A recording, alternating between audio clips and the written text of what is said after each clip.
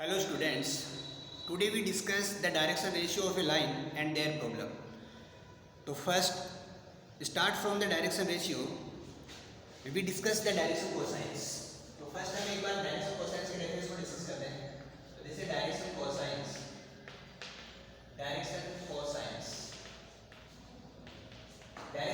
की हमने क्या definition देखी थी कि basically direction cosines हैं क्या? Direction cosines of a line are the cosine of a angle made by a line with the positive direction of coordinate axis. तो सबसे पहले हम डेफिनेशन को यहाँ पे रिपीट करेंगे. तो डायरेक्शन कोसाइंस क्या है? तो direction cosine of a line, direction cosines of a line are cosines of angle, cosines of angle made by a line with positive direction of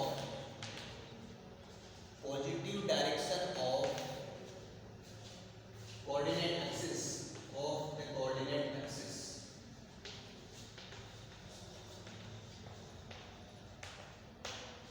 तो direction cosines of a line are cosines of a angle made by a line with a positive direction of the coordinate axis. ये definition हमने कल discuss किया था कि कोई भी जो एंगल है हमारे पास, जो हमारी लाइन है, तो जो भी एंगल एक्स एक्सिस के साथ फॉर्म करती है उसका जो कोस है हमारे पास, उसका जो कोसाइन है आपके पास, cos alpha, cos beta, cos gamma are direction cosine of a line, and the direction cosines also represented by the element. This is L, this is M, and from the base from here element, so basically we have a relation between the L, M and N, and this relation is L square plus M square plus N square equals to 1. तो simply ये हमने अपनी last class में हमने discuss किया था, और आज हम डिस्कस करने वाले हैं direction ratio of a line. और ये जो बेसिक है, जैसे L जो है आपके पास वो कोस अल्फा है, और कोस अल्फा को हम बेसिकली यहाँ पे भी इसको समझने की कोशिश करेंगे. अगर किसी भी वेक्टर से, किसी भी वेक्टर या यूनिट वेक्टर को हम डिस्कस करें तो उस केस में हमारे पास एलिमेंट क्या है, या how to we find the element from a vector या ये यूनिट वेक्टर. तो वो स्टार्ट करने से पहले हम एक बार डायरेक्शन रेशियोज को डिस्कस करेंगे, और इनके डिस्कशन के बाद हम इस डेफिनेशन में वापस आएंगे. तो फर्स्ट इसके बाद हम डिस्कस कर रहे हैं डायरेक्शन रेशियो.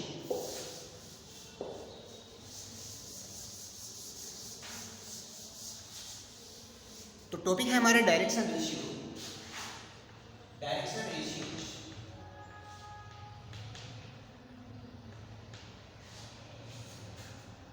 तो बेसिकली अगर हम देखें तो direction ratio of a line, direction ratio of a line are the numbers which are proportional to direction cosines. तो बेसिक जो डेफिनेशन है, आप डेफिनेशन को समझना.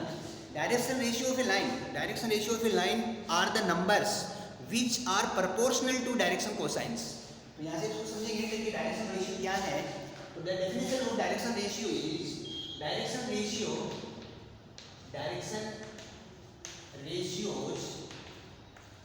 of a line are numbers है which are proportional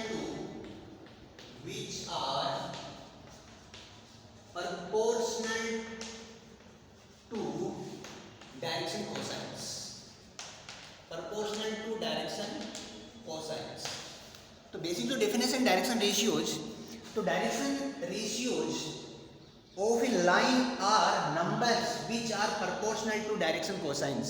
और इसी डेफिनेशन को अगर हम स्टार्ट करें तो बेसिकली समझ में आ जाएगी the direction cosines are directly proportional to direction ratios, and basically that in this direction ratios, the direction basically we consider the direction ratios are A, B and C. So A, B and C are direction ratios. The direction ratio is directly proportional to direction cosine. L proportional to A, M proportional to B, and N proportional to C. But in this case, अगर आप इस proportional sign को हटाते हैं तो आपको constant consider किया आपने. This is Ka, N equals to है आपके पास Kb, और N equals to है आपके पास Kc. अब यहाँ से हम बेसिक अगर कंसिडर करें तो L इक्वल्स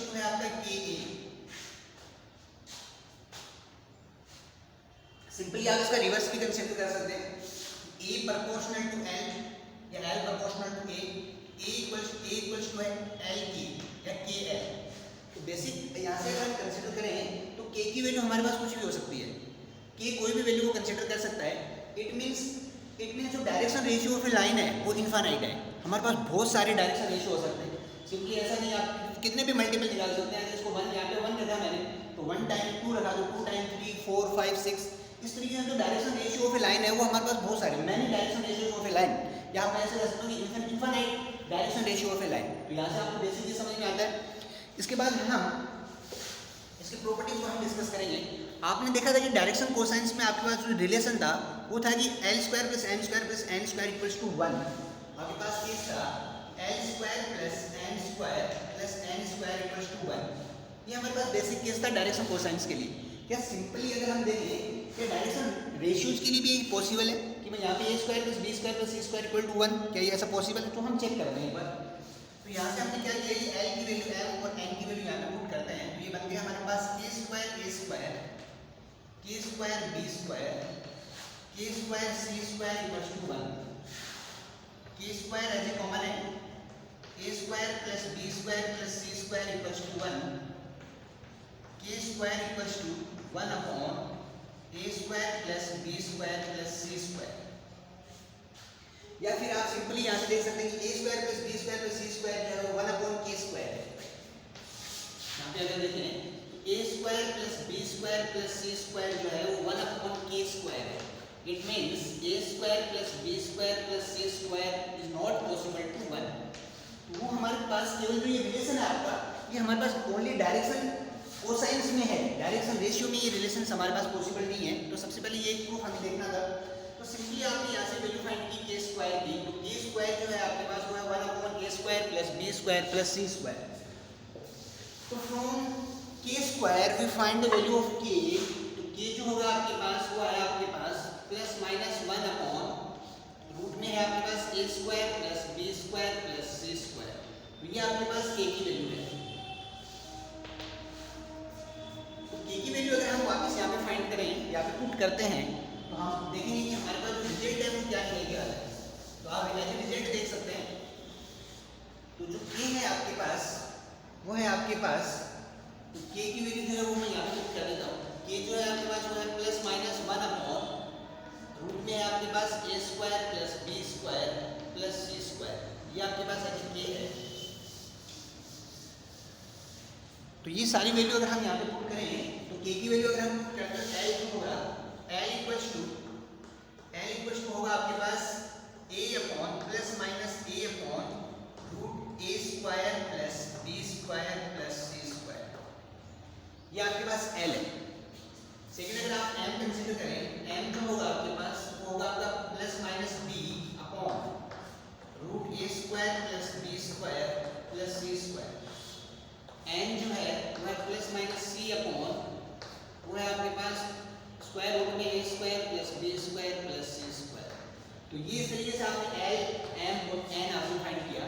तो बेसिक आप देख सकते हैं कि हमें अगर डायरेक्शन रेशियो पता हो, या फिर आप सिंपली ऐसे भी देख सकते हैं कि एलिमेंट और एबीसी में क्या रिलेशन है। बेसिक जो रिलेशन है तो आप देखेंगे l जो है वो plus minus a upon root a square plus b square plus c square है आपके पास। तो कहीं भी आप देख सकते हैं कि a जो है जो डायरेक्शन रेशियो है उसकी वैल्यू आपकी l से ज़्यादा है, क्योंकि जब इसको डिवाइड कर रहे हैं तो उस केस में हमारे पास ये वैल्यू आ रही है।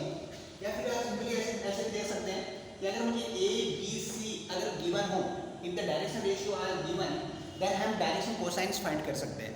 तो हम उस केस में एलिमेंट फाइंड कर सकते हैं। हाँ, तो सिंपली अगर हमने ये देखा कि हमारे पास जो l है वो आपका प्लस माइनस a अपॉन ये हमारे पास एज ए रिजल्टेंट आया है। तो इसके बाद हम आगे के रिजल्ट्स को कंसिडर करते हैं। तो बेसिक जो हमारे पास ये रिलेशन है कि इसका रिलेशन ये है कि if the direction ratio are given then easily we find the direction cosines. अब हम कुछ बेसिक अंडरस्टैंडिंग करते हैं, बेसिक मीनिंग देखते हैं। आपने देखा, हमने अपनी लास्ट क्लास में भी डिस्कस किया था कि कोस थीटा हमारे पास किस तरीके से आता है। तो कोस थीटा आपने देखा था, तो कोस थीटा का फॉर्मूला था आपके पास, अगर वो कंपोनेंट फॉर्म में, यानी कि टू वेक्टर्स को अगर आप कंपोनेंट फॉर्म में कन्वर्ट करते हैं और आप बेसिकली अगर डायरेक्शन कोसाइन की डेफिनेशन देखेंगे तो तो बेसिकली हम यहाँ पे डायरेक्शन कोसाइंस को हम देख रहे हैं कि वेक्टर से हम डायरेक्शन कोसाइन और डायरेक्शन रेशियो को किस तरीके से फाइंड करें। अभी हमारा जो टॉपिक है अगेन हम उसको डिस्कस करने वाले हैं। देखो प्यारे बच्चों, सबसे इंपॉर्टेंट यहाँ पे क्या है कि आपको कंसेप्ट को बिल्ड करना है। आप फॉर्मूले से एक्सरसाइज सोल्व नहीं करने वाले, आप थोड़ा सा उनको विजुअलाइज हम करने की कोशिश करेंगे।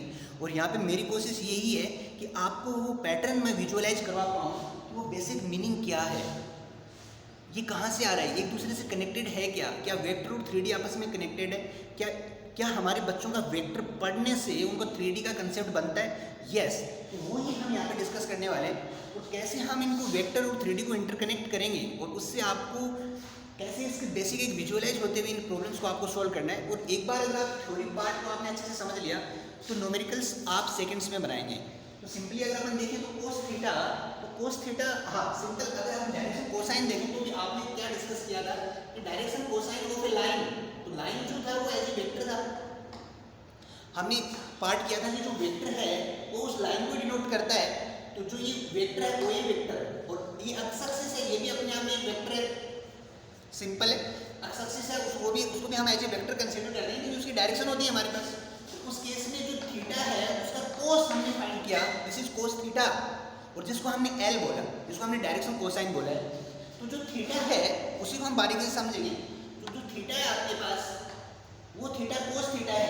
इन दो आप ऐसे कह सकते हैं कि theta is the angle between the two vector, और ये टॉपिक हमने अपनी लास्ट क्लास में डिस्कस किया था, दिस इज कोस थीटा। तो वो आपने कंसीडर किया था, सपोज दैट अगर हमारे पास दो वेक्टर हैं, cos theta between the two line, angle between two line, वो हमने डिस्कस किया था। तो वो आपके पास निकल के आएगा कि a1 b1 a2 b2 और a3 b3 upon a1 square b1 a1 square a2 square a3 square फिर था b1 square b2 square plus b3 square. तो ये हमने वेक्टर में कंसीडर किया था। हमारे पास जो दो वेक्टर थे तो उनका डॉट प्रोडक्ट ही है, आप देख सकते हैं, कुछ भी नहीं है, a vector b vector upon magnitude of a vector and magnitude of b vector है आपके पास। और इस पार्ट में अगर मैं इसको सेपरेट करता हूँ, इसको आपने सेपरेट किया तो ये आप देख सकते हैं कि a1 अपॉन ये पार्ट आएगा आपका, b1 अपॉन ये पार्ट आएगा। इस तरीके से सारा पार्ट चलेगा आपके पास b2। तो आपने क्या देखा, हमने यहाँ पे देखा कि ये जो है आपके पास a1 अपॉन ये आपका L1 है, ये आपके पास क्या है, ये आपका L1 है, ये आपके पास L2 है। या फिर आप इस तरीके से कह सकते हैं कि ये हमारे पास यूनिट वेक्टर है, ये हमारे पास unit vector of a1 cap, ये हमारे पास है b1 कैप। अगेन ये देखें तो a2 कैप, ये हमारे पास b2 कैप, ये था c2 कैप, और ये था आपके पास a3 कैप, और ये था आपके पास c3 कैप। तो आपने देखा कि जो कोस थीटा है उस केस में अगर हम देखें तो ये कैप में हमारे पास सिस्टम आता है, यानी यूनिट वेक्टर में आता है हमारे पास, यानी जो आपके पास जो रिलेशन आएगा वो यूनिट वेक्टर में आया। उस केस में अगर अपन देखें तो b1 कैप, अच्छा ये पार्ट अगर अगेन आप डिस्कस करें डायरेक्शन कोसाइन में तो आप देखेंगे ये L1 है, और ये आपके पास है L2, ये है M1, ये है N2, ये है N1 और ये है N2। तो कहीं ना कहीं आप देखा कि कोस थीटा को जब हम सिंप्लीफाई करते हैं तो हमें डायरेक्शन कोसाइंस मिलते हैं। इट मींस वो डायरेक्शन कोसाइंस मिलने से पहले हमारे पास जो पार्ट था वो आपका था यूनिट वेक्टर। तो यहाँ से हम सिंपली एक कंसेप्ट यहाँ पे बिल्ड करते हैं कि जब भी हमारे पास यूनिट वेक्टर है, जो यूनिट वेक्टर हम कंसिडर करते हैं तो उससे हमें डायरेक्शंस कोसाइंस मिलते हैं। तो सबसे इंपॉर्टेंट ये हमारे पास यहाँ पे ऐसे फॉर्मूला बनता है कि direction ratio of any line are given then we can find its direction cosines. Simply अगर हम इसको थोड़ा सा और आगे बढ़ाएं तब आप देख सकते हैं कि अगर हमारे पास कोई वेक्टर है, आपके पास सिंपली अगर कोई वेक्टर है, आप देखेंगे कि आर वेक्टर फॉर्म में है, और ये आपके पास A I cap B J cap plus C K cap. तो इन द वेक्टर फॉर्म जो I cap J cap K cap के जो कोफिशिएंट है this is A B and C, वो आपकी डायरेक्शन रेशियो है। सिंपली आपको याद रखना है कि जब भी हमारे पास कोई वेक्टर फॉर्म होगा, अगर हमारे पास प्रॉब्लम वेक्टर फॉर्म में है तो उस केस में आई कैप जे कैप और के कैप के जो कोफिशिएंट है आपके पास A B C, this is direction ratio. और सिंपली अगर आपको डायरेक्शन कोसाइन फाइंड करना है तो आपने देखा कि direction cosines comes from the unit vector, हमें इसको यूनिट वेक्टर में कन्वर्ट करना है। तो आर कैप जो है वो r vector upon magnitude of r, तो ये हमारे पास क्या होगा, ये बन जाएगा ए आई कैप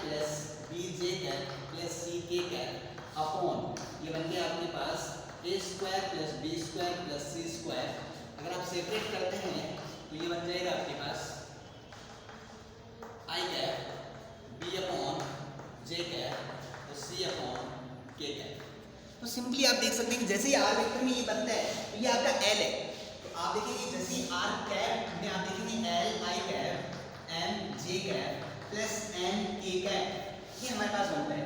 और सबसे इम्पोर्टेंट रिलेशन है हमारे पास, आप देख सकते हैं कि इसकी ब्यूटी देखिए आप, यहाँ से आपको सबसे इम्पोर्टेंट जो कंसेप्ट हमें क्लियर होता है कि किसी भी वेक्टर में जब भी हमारे पास एज ए वेक्टर होगा तो उसकी जो I cap J cap K cap की जो कोफिशिएंट है आपके पास वो डायरेक्शन रेशियो है। और हमारे पास किसी भी यूनिट वेक्टर में आई cap J cap K cap के जो कोफिशिएंट हैं वो आपके डायरेक्शन कोसाइंस हैं। तो सबसे इम्पोर्टेंट आपको यहाँ पे ध्यान में रखना है और इसमें आपको कंफ्यूज नहीं होना है। आप अगेन हम इसको एज ए कंसेप्ट हम डेवलप कर लेते हैं, हम इसको एज ए कंसेप्ट नोट बना लेते हैं यहाँ पे, और इसको आप अच्छे से अपने नोट डाल के अपने नोटबुक में नोट करें। तो कंसेप्ट नोट जो हम डेवलप करेंगे वो कंसेप्ट नोट है हमारे पास। कंसेप्ट क्या है हमारे पास, if we find the direction ratio in a vector, अगर हमें कोई वेक्टर गिवन होगा तो we find the direction ratio in a vector, and second direction cosine in a unit vector,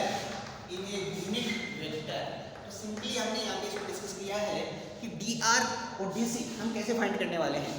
तो dr direction ratio from a vector, जब भी हमें कोई वेक्टर होगा तो उसको हमें डायरेक्शन रेशियो देगा, and direction cosines from A unit vector. तो सिंपली ये दो कंसेप्ट अगर आप याद अच्छे से अपने माइंड में रखेंगे तो इस एक्सरसाइज को हम अच्छे से फिनिश कर सकते हैं। इसके बाद देखिए हमारे पास जो टॉपिक है नेक्स्ट वो है आपके पास direction cosine of a line passing through 2 point. ये टॉपिक हम डिस्कस करते हैं, उसके बाद हम आपका एक्सरसाइज को कंसीडर करेंगे। तो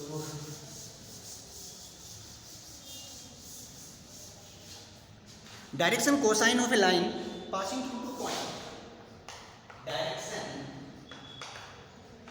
cosines of a line passing through 2 points, direction cosine of a line passing through 2 point, ये आपके पास आपका टॉपिक है। इस टॉपिक को अच्छे से समझें और ये टॉपिक हमारे लिए काफी इंपॉर्टेंट है।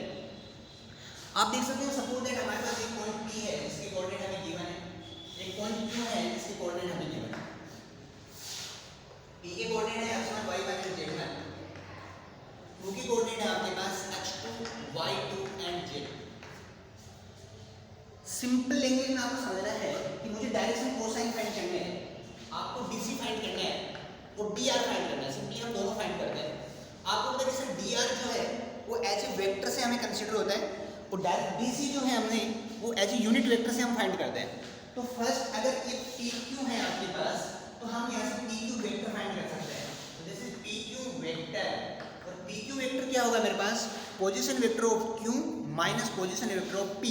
तो पोजीशन वेक्टर ऑफ Q वो है आपके पास x2 i cap y2 j cap z2 k cap minus position vector of P वो है आपके पास x1 i cap y1 j cap and z1 k cap.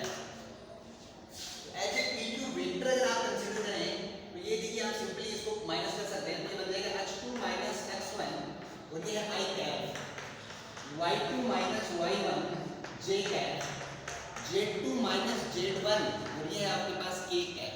तो ये वेक्टर है हमारे पास। आप देखिए आपके पास वेक्टर है PQ वेक्टर, और बेसिकली आपने कहां से फाइंड किया कि ये है हमारे पास the 2 point are given P and Q, then हमने PQ वेक्टर फाइंड किया सबसे पहले। तो PQ वेक्टर जो है हमारे पास वो ये है आपके पास। अब आप देख सकते हैं कि ये I कैप J कैप और K कैप की जो कोएफिशिएंट है ये आपके पास dr है, ये आपका A है, ये आपका B है और ये आपका C है। तो ऐसे रिजल्ट यहाँ से अगर हम कंसीडर करें तो A जो है dr की हम यहाँ पे डिस्कस कर रहे हैं, dr is A equal to x2 minus x1, B जो है this is y2 minus y1 and C जो है आपका वो है z2 माइनस z1। तो फर्स्ट हमने ABC कंसीडर किया है।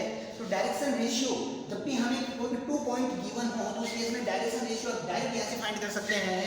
सेकंड पॉइंट में से फर्स्ट पॉइंट को माइनस करेंगे, सेकंड फर्स्ट माइनस करेंगे x y z में, तो आप एज ए डायरेक्शन रेशियो आपके पास एज ए रिजल्ट आएगा। तो यहाँ से आपने फर्स्ट आपने डायरेक्शन रेशियो फाइंड कर लिए, सिंपल है। तो आपने डायरेक्शन रेशियो फाइंड कर लिया प्यारे बच्चों। इसके बाद देखिए आपको फाइंड करना है डायरेक्शन कोसाइंस। तो डायरेक्शन कोसाइन फाइंड करने के लिए आपको पता है कि सर PQ वेक्टर नहीं, मुझे यूनिट वेक्टर कंसीडर करना है। तो PQ वेक्टर का हम यूनिट वेक्टर कंसीडर करेंगे तो PQ क्या होगा, PQ vector upon magnitude of PQ। P Q vector है आपके पास x2 minus x1 I cap y2 minus y1 j cap z2 minus z1 K cap upon magnitude of P Q. Magnitude of P Q है आपके पास x2 minus x1 square plus y2 minus y1 square plus z2 minus z1 square. तो आपने देखा इस तरीके से आपने पी क्यू कैप आपने फाइंड किया। चलो इसको आगे हम प्रोसीड करते हैं। तो हम देखते हैं कि जो हमारा रिजल्ट है वो देखिए आपके पास क्या होगा। तो पी क्यू कैप जो होगा वो सेपरेट करेंगे आप x2 माइनस x1 अपॉन ये जो पार्ट है इसको पी क्यू का मैग्नीट्यूड मैं डायरेक्ट लिख सकता हूँ। तो आप सिंपली समझेंगे कि ये है पी क्यू वेक्टर और उसका मैग्नीट्यूड प्लस और ये साथ में आई है y2 minus y1 magnitude of P Q vector j cap z2 minus z1 magnitude of P Q vector this is k cap. ये आपके पास एज ए यूनिट वेक्टर है। तो आप देखेंगे कि coefficient of I cap J cap and K cap are direction cosine of a line.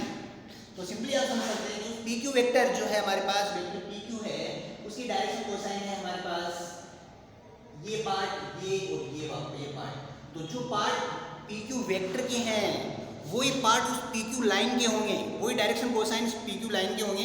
तो simply यही हम डिस्कस करते हैं इसमें। तो जो डेफिनेशन आपने देखी थी उस डेफिनेशन में ये भी कंसीडर होता है कि कोई भी डायरेक्टेड लाइन की कोसाइंस जो होते हैं वो उस वेक्टर के भी होंगे। सपोज दैट आपके पास डायरेक्टेड लाइन में अगर कोई वेक्टर ए बी है तो उस वेक्टर ए बी के डायरेक्शन कोसाइंस और उस लाइन के डायरेक्शन कोसाइंस सेम होंगे। तो उसी केस में आपने देखा कि direction cosine of P Q vector या P Q line direction cosine of line passing through two point जो टॉपिक है उसमें एल जो है आपके पास वो होगा x2 minus x1 upon magnitude of P Q. M जो है आपके पास y2 minus y1 magnitude of P Q. N जो है आपके पास z2 minus z1 magnitude of P Q vector. तो इस तरीके से आपने जो टॉपिक डिस्कस किया है वो है आपके पास direction cosine of a line passing through two point. तो इस टॉपिक की इसकी जो प्रॉब्लम्स हैं उनको हम यहाँ पे डिस्कस कर लेते हैं। तो ये जो प्रॉब्लम आप इसकी प्रॉब्लम कंसीडर करेंगे।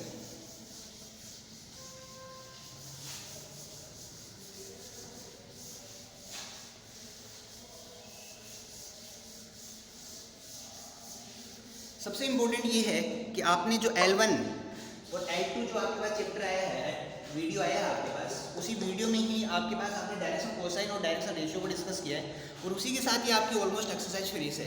तो जो L3 आएगा उसमें हमारे पास जो एक्सरसाइज 14.2 है उसकी जो एक्सरसाइज होगी उसको हम यहाँ पे डिस्कस करेंगे और उसकी थ्योरी पार्ट को हम डिस्कस करेंगे। तो सबसे पहले क्वेश्चन नंबर जो सेकंड है आपके पास, find the direction cosine of a line joining two point. तो सिंपल जो थ्योरी हमने यहाँ पे कंसिडर की थी उसी थ्योरी की प्रॉब्लम्स हम यहाँ पे लेके आए हैं। तो क्वेश्चन नंबर सेकंड आपके पास सेकंड है find the direction cosine of the line joining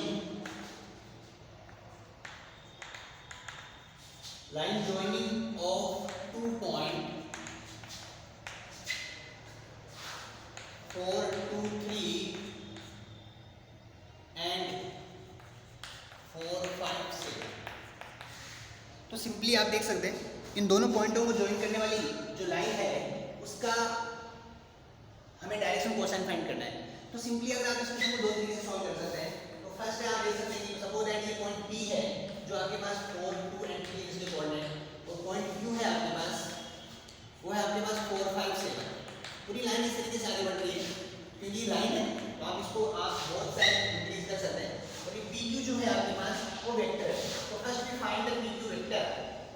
तो पी क्यू वेक्टर आप जानते हैं position vector of Q minus position vector of P. यहाँ से आप कंसीडर करेंगे इसको तो ये बन जाएगा आपके पास 4, 2, 3 है। ये क्वेश्चन है आपका 4, 2, 3, 4, 5, 7 ठीक है। तो फर्स्ट बन जाएगा 4 माइनस 4 ये I cap 5 minus 2 J cap and 7 minus 3 K cap. ये सिंपल बन गया हमारे पास। तो पी क्यू वेक्टर जो है आपके पास वो बन जाएगा 0 I cap 3 J cap and 7 minus 3 4 K cap. हमें फाइंड करना है direction cosines of a line. तो we find the unit vector. तो find unit vector of P Q vector. तो यूनिट वेक्टर हो जाएगा पी क्यू कैप, तो वो होगा आपका P Q vector upon magnitude of P Q vector. तो पी क्यू वेक्टर जो है वो होगा 0 i cap plus 3 j cap 4 k cap. Simply देखें तो square root of 0 plus 9 plus 16, तो 69 25 स्क्वायर रूट जो हो जाएगा वो आपके पास होगा 5। तो पी क्यू कैप जो है वो है आपके पास 0/5 i cap, 3/5 j cap and 4/5 k cap. और किसी भी यूनिट वेक्टर में i cap, j cap, k cap के जो कोफिशिएंट हैं वो आपके डायरेक्शन कोसाइंस हैं। तो direction cosine of a line, तो डायरेक्शन कोसाइंस ऑफ लाइन वो है आपके पास l equals to 0, m equals to 3/5 और n इक्वल्स टू है आपके पास 4/5। तो इस तरीके से आपने l यहाँ से हमने फाइंड किए हैं। इसके बाद नेक्स्ट प्रॉब्लम हम डिस्कस करेंगे। जो प्रॉब्लम है आपके पास,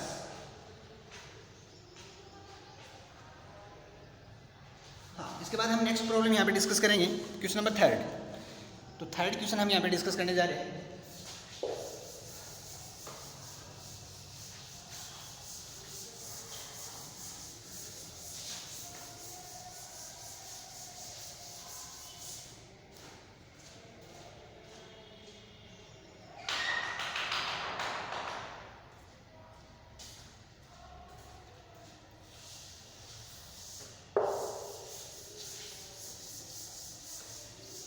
थर्ड प्रॉब्लम हम डिस्कस करते हैं। थर्ड है, if a line has direction ratios then determine its direction cosines. A line has direction ratios 2, -1, -2 then determine its direction cosines. तो हमें डायरेक्शन कोसाइंस फाइंड करना है। डायरेक्शन रेशियोज हमें गिवन है, जो है आपके पास 2, -1 एंड -2, ये डायरेक्शन रेशियो हमें गिवन है। तो फर्स्ट हम कंसीडर करते हैं let direction ratio of line B, A, B and C. A जो है आपके पास, ए जो है वो है आपके पास 2, बी इक्वल्स टू है -1, सी इक्वल्स टू है -2। तो direction ratio of line A, B and C and direction cosines are element respectively. तो सबसे पहले हमने ये कंसीडर किया, तो हम ये डिस्कस करें। तो डायरेक्शन रेशियो जो है लाइन के हमारे पास वो ABC है, और डायरेक्शन जो कोसाइंस है वो हमारे पास L, M और N है। तो सिंपल अगर देखें तो ये जो है आपके पास ये है, B है और C है। इफ ABC गिवन हो, suppose that if the direction ratios are given, then easily we find the direction cosines. और उस केस में हमारे पास जो फॉर्मूला था वो था L इक्वल्स टू आपके साथ plus minus A upon root A square plus B square plus C square. Simply अगर आप फाइंड करें तो आप देखेंगे प्लस माइनस ए जो है आपका 2 है, और अपॉन ये बन जाएगा plus 4 plus 1 plus 4 plus minus 2 upon 9, ये 3 बन जाएगा, तो ये बन जाएगा प्लस माइनस 2/3। तो फर्स्ट आपके पास ये रिजल्ट जो निकल के आता है वो बन गया आपका प्लस माइनस 2/3। एम जो है आपके पास वो बन जाएगा plus minus B upon root A square plus B square plus C square, plus minus B की जो वैल्यू है वो है -1 अपॉन सिंपली नीचे 9 होगा आपका, तो माइनस इसको ओपन करेंगे बन जाएगा माइनस प्लस 1/3। तो m जो है वो आपके पास बन गया माइनस प्लस 1/3। तो n जो होगा तो plus minus c upon root A square plus B square plus C square. Simply वो बनेगा प्लस माइनस c की वैल्यू जो है वो -2 है और अपॉन में 3, ये बन जाएगा आपके पास minus plus 2/3। So if the direction ratios are given, then the direction cosines are respectively L equals to plus minus 2/3, M equals to minus plus 1/3 और N equals to minus plus 2/3। तो ये हमारे पास उस केस में direction cosines है। तो similarly हम इसके लास्ट प्रॉब्लम को डिस्कस करेंगे। This is exercise 14.1। तो 14.1 की जो लास्ट क्वेश्चन है क्वेश्चन नंबर 4।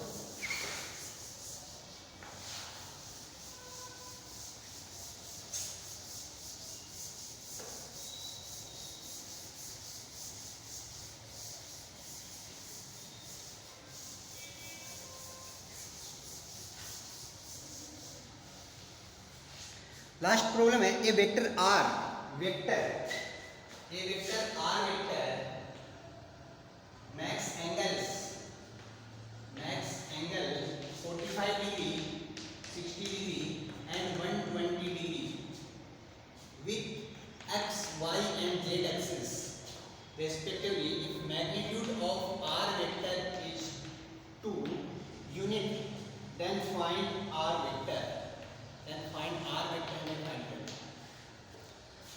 तो सिंपली आप देख सकते हैं यहाँ से, देखिए जो R वेक्टर है, ये R वेक्टर है, ये हमें फाइंड करना है। और R वेक्टर जो होगा, आपने देखा कि R वेक्टर जो max the angle 45 degree, 60 degree and 120 degree, तो जो एंगल फॉर्म करता है उसका जो कोसाइन ऑफ एंगल जो है आपके पास, वो आपके पास LMN होगा, कोसाइंस होगा। तो डायरेक्शन कोसाइन, तो फर्स्ट हम फाइंड करेंगे डायरेक्शन कोसाइंस। तो direction cosines are cosines of angle made by line. तो हमारे पास LMN आएगी, तो L जो है आपके पास वो है आपका cos 45 डिग्री, M जो है आपके पास वो है cos 60 डिग्री और N जो है आपके पास वो है आपका cos 120 डिग्री। तो फर्स्ट यहाँ से आपने LMN यहाँ से फाइंड किया है, यहाँ से देखिए ये आपके पास cos 45 जो 1/2 है, cos 60 जो है आपके पास sin 30 यानी 1/2 है, और cos 120 यानी 90 + 30 sin 30 वो आपके पास -1/2 है। तो आपने देखा कि आपके पास जो LMN है वो आपने यहाँ से फाइंड कर लिया। तो LMN यहाँ पे सबसे पहले हमें LMN कंसीडर होता है। अगर आपके पास LMN कंसीडर हो गया, आपने LMN फाइंड किया, तो मैं यहाँ से डायरेक्ट यूनिट वेक्टर लिख सकता हूँ। तो फर्स्ट हम यूनिट वेक्टर लिखें R कैप। तो R कैप क्या होगा, होगा LI cap MJ cap plus NK cap. देखिए मेरे प्यारे बच्चों, जो थ्योरी पार्ट है उसी को हमने यहाँ पे कंसीडर किया है।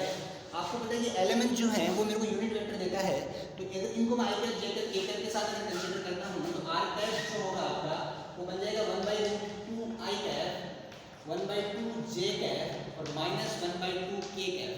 ये आपका R कैप है। हमें फाइंड करना है R वेक्टर, और R वेक्टर जो होता है वो आप सिंपली जानते हैं कि R वेक्टर जो हमारे पास R वेक्टर जो होता है आपके पास, उसका फॉर्मूला आपके पास क्या होता है, या फिर आप कह सकते हैं कि R कैप जो होता है वो R vector upon magnitude of R होता है।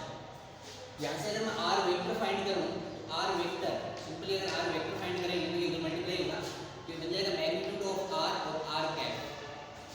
तो यहाँ से अगर हम R वेक्टर फाइंड करेंगे तो R कैप जो है वो हमें गिवन है, मैग्नीट्यूड ऑफ R जो है आपके पास 2 है, और R कैप जो है वो आपके पास 1/2 I cap plus 1/2 J cap minus 1/2 K cap है। सिंपली इसको मल्टीप्लाई करेंगे आप, तो R वेक्टर जो इसको मल्टीप्लाई करेंगे तो आप बन जाएगा आपके पास √2 I cap plus J cap और माइनस K कैप। तो ये आपके पास R वेक्टर है। तो सिंपली ये जो R वेक्टर है आपने फाइंड किया, कब जब R vector R max the angle 45 60 120 degree with the x y and z axis, और उसका मैग्नीट्यूड हमें गिवन हो, तो उस केस में आपने R वेक्टर फाइंड किया।